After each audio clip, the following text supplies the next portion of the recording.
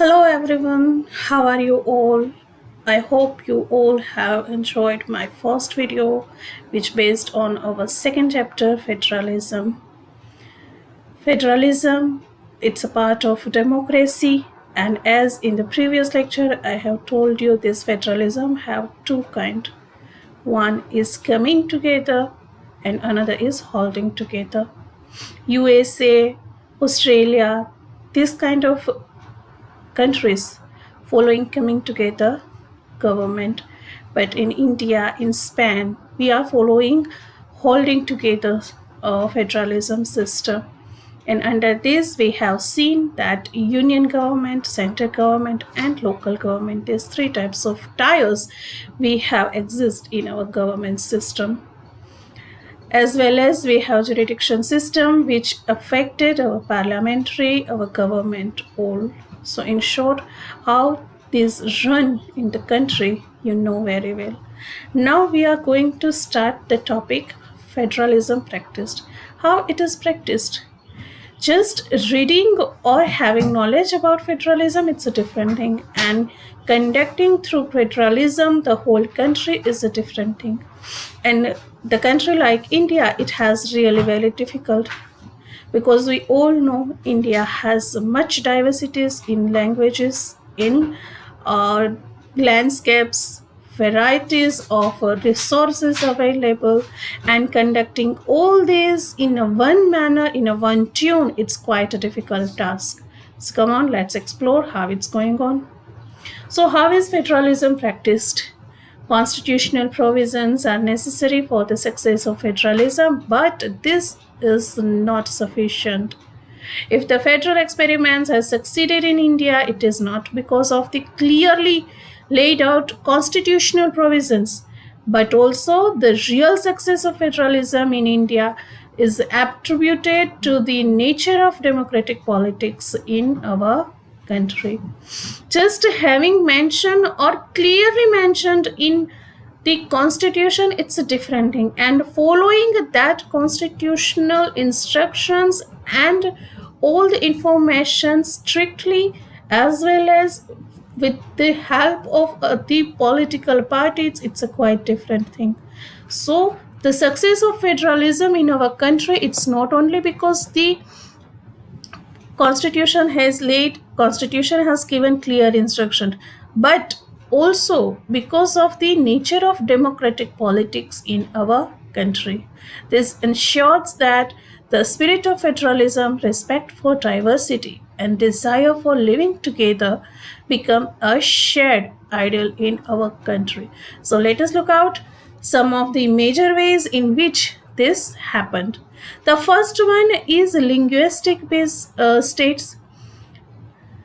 In previous video, I have told you about a map which I show you here, this one, right? This is the map which prepared after the 1947, after the independence of the India. You can see so many names here you can find out.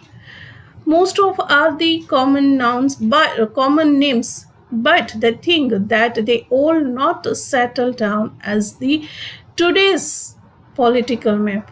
If you compare both these map, you can see, look, this is 1947's map, as well as here is the current map. This is 2006, so here it is not given Telangana, but you know very well where it is, right? It is almost near this area, right? So the thing that if you compare this political map as well as this political map, you can find so much differences. Okay, so it is quite mammoth task, quite difficult task for our leader Sardar Vallabhbhai Patel to combine, to merge all the 562 princely states in a one nation, and he had done with his skill and his strong will. And because of that, we got this map, because of his efforts we got this map, this India. Most of the part of the country was divided on the basis of populations and development. But later on, after 1950s, after 1956 almost, the conflicts and disputes have been rising between these areas, these regions. Why? Because all the regions were not belonging onto the linguistic basis. So our leaders have to arrange this new map. There's a new reorganizations of the state. So let's start the linguistic states. The creation of linguistic state was first and a major taste for democratic politics in our country. If you look at the political map of India, when it began its journey as a democracy in 1947 and that which one in 2006, you will be surprised by the extent of the changes.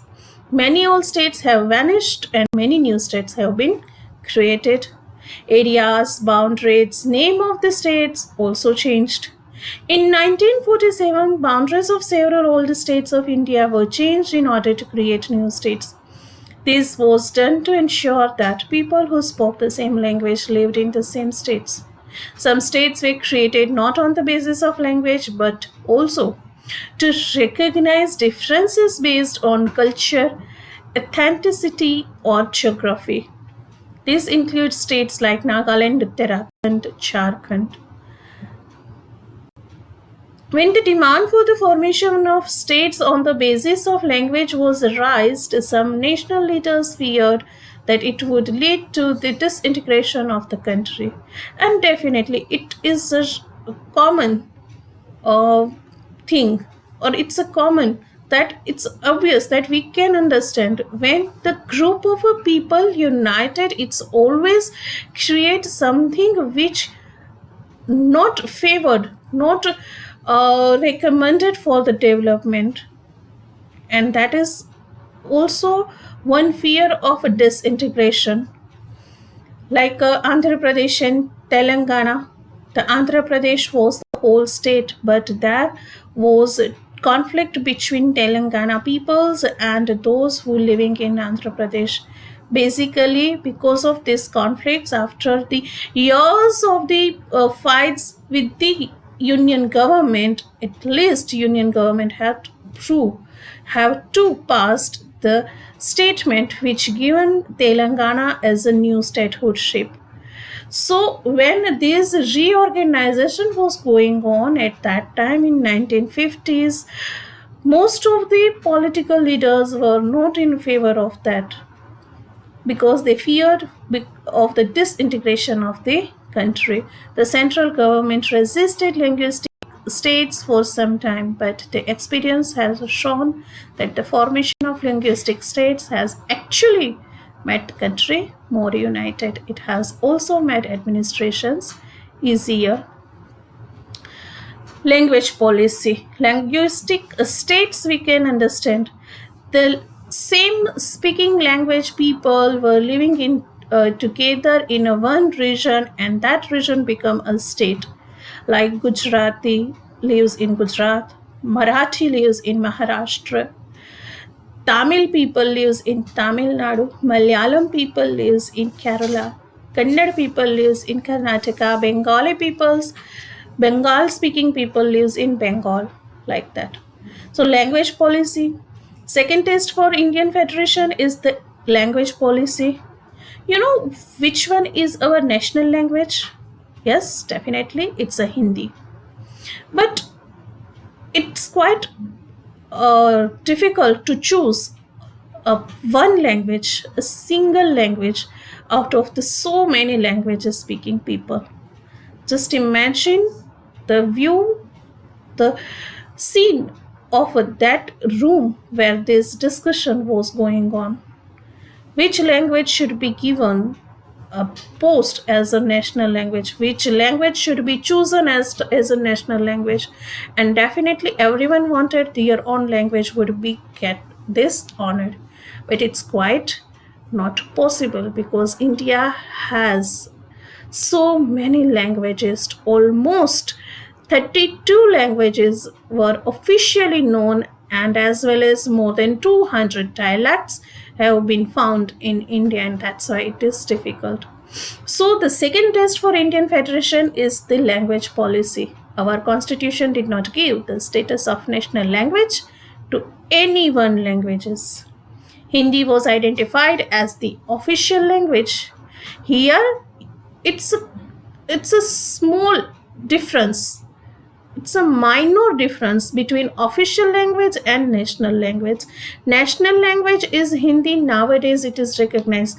But the thing official language, that means the work which performed officially, the government work, the government agreements which done in which language is known as official language. So our government, our constitution has accepted Hindi as the official language, but Hindi is the mother tongue of only 40% Indians.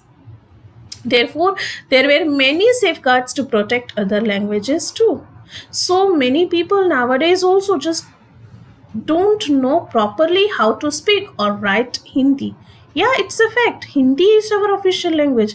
But still, so many South Indians, so many East Indian people hardly know how to write and speak Hindi. And that's why it is necessary to safeguard, to protect other languages also. Therefore, there were many safeguards to protect other languages. Besides Hindi, there are 21 other languages recognized as a scheduled language.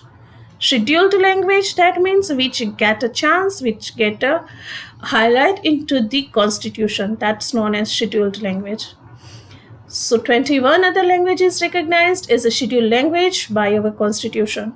Candidate in an examination conducted for the central government position may opt to take the examination in any of these languages. You know the meaning of this line? The examination which conducted for the central government post like railway, banking, post, telephone, these kinds of job must be achieved by clearing some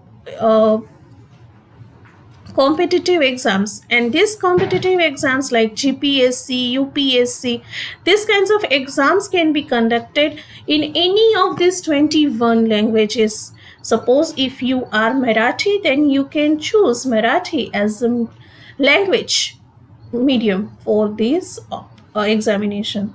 If you are Gujarati, then you can give this examination in Gujarat. If you are Bengali, then you can write this exam in Bengal also. So here it is written down that a candidate in examination conducted for the central government position may opt to take the examination in any of these languages. One is Hindi, other 21 languages are option for those candidates. States too have their own official languages. Much of the government work takes place in the official language of the concerned state.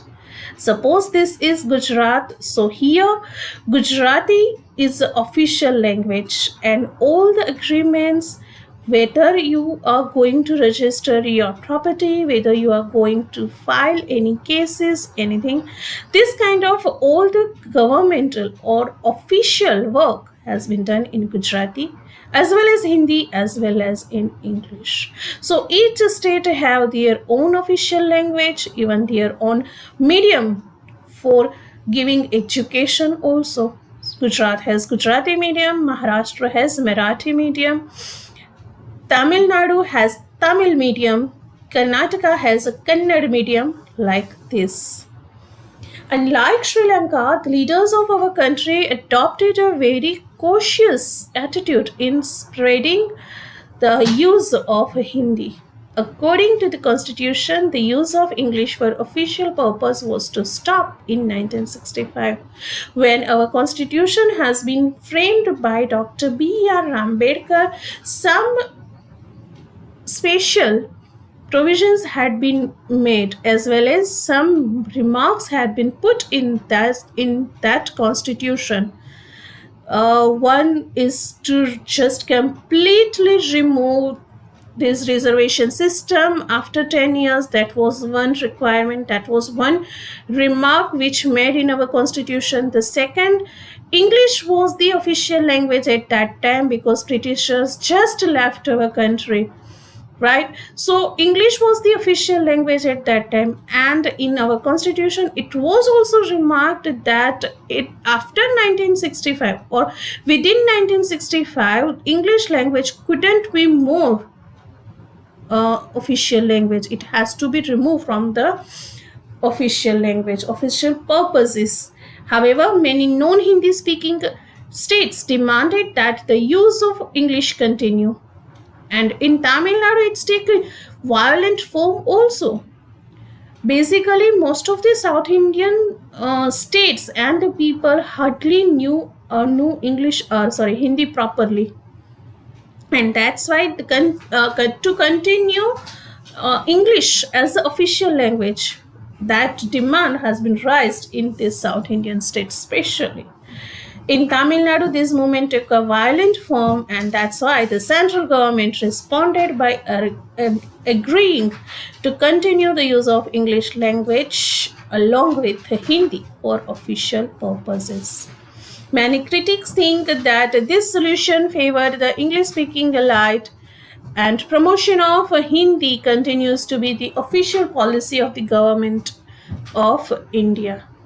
Promotion does not mean that the central government can impose Hindi on states where people speak a different language.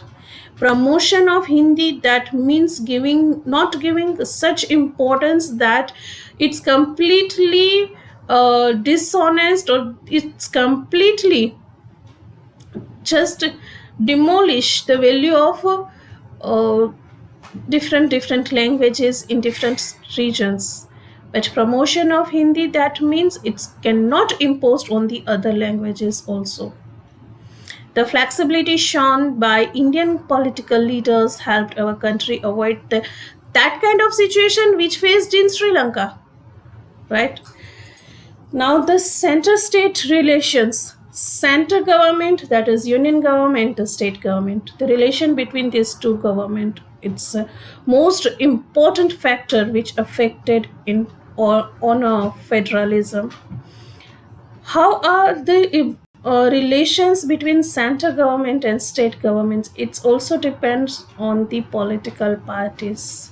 Suppose the rivalry political parties are the different layers, then it is quite complicated or disputed relations. Just for example, in Delhi, it's the BJP government nowadays, and in Maharashtra, it has Congress and Shiv Sena government. So these two are the rival parties, and conflict always arising when any kind of working going on. So here it is also important, the relations between state government and center government. Restructuring the center and state relations is one more way in which federalism has been strengthened in practice. How the constitutional arrangements for sharing power work in reality depends to a large extent on how the ruling parties and the leaders follow these arrangements. For a long time, the same party ruled both at the center and the most of the states. For a long time. This means that the state governments did not exercise their rights as autonomous federal unit. When there is only one party in a state as well as in a union, then it might possible that the state parties or state government under the privilege of the national government or union government, and that's why the state government could not exercise their powers freely. This means that the state government did not exercise their rights as autonomous federal units. As and when the ruling party at the state level was different, the parties that ruled at the center tried to undermine the power of the states. In those days, the central government would often misuse the constitution to dismiss the state governments that were controlled by rival parties. Thus, undermined the spirit of federalism. Central government has a different party, state government has a different party, but always it has shown that most of the uh, work or most of the rules which imposed on state always favored by the union government. And that's why when both the level the governments are different, it's quite complicated. All these changed significantly after 1990.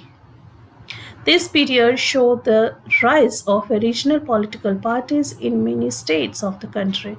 This was also the beginning of the era of coalition government. Now, here the word coalition governments. What is coalition government? Coalition government, that means the group of political parties together formed the government. That is called coalition government. And it happens when any single political party couldn't get majority votes in election. Two-thirds constituent majority should be needed for forming any government, for forming any state government or union government. But nowadays it has happened that most of the political party just couldn't achieve that magic figure, two-thirds majority figure. And that's why with more than one or two political parties together formed their government, and that is known as coalition government. I can give you one example, that is recently in Maharashtra. In Maharashtra, NCP, Shiv Sena and Congress, these three parties together formed the government, and that is known as coalition government. So after 1990s, this kinds of coalition government arose, and that's why it is also known as the coalition government era in this civics. At the center, since no longer party got a clear majority in the Lok Sabha or any legislature house, the major national parties had to enter into an alliance with many parties, including several regional parties, to form a government at the center as well as at the state. This led to a new culture of power sharing and respect for the autonomy of state governments. This trend was supported by a major judgment of the Supreme Court that made it difficult for the central government to dismiss state governments in an arbitrary manner. Arbitrary manner, that means without any strong reason. That is arbitrary manner. Central governments mostly always dominance on the state governments, and that kind of dominance stopped, or we can say controlled, after the coalition governments. Here you have some cartoons which you can see on the screen. This is the one kind of view or scenario which coalition government has. Powers of the state, that means you can see here so many political leaders standing in a queue for getting their shares in a government, as well as here is also a sign, that is one lady or a one king could be seen on the so many political leaders back, right? So this is one kind of scenario of coalition government, supported by major judgment of the Supreme Court. Thus, federal power sharing is more effective today than it was in the early years after the Constitution came into force. Now, here are some reviews, some in articles which based on both our topics which now we have completed. One is linguistic diversity, which gives you information about the linguistic proportions in our country. Here is that those 21 languages which recognized in our constitution. Dialects have not been included in this, but you have to read all the whole article, which gives you information about the language status in our country. And later on in the next page, there are some extract which shows you the differences after 1947 to 2006, which kind of divisions have been done, what were the decision has been taken by the political parties and leader, right? So just read these two articles carefully and try to understand. Okay, so today I am finishing my topic here only. The next topic, decentralization in India, will discussed we later in the third video of this chapter. Okay, stay safe, stay home, have a good day, bye bye.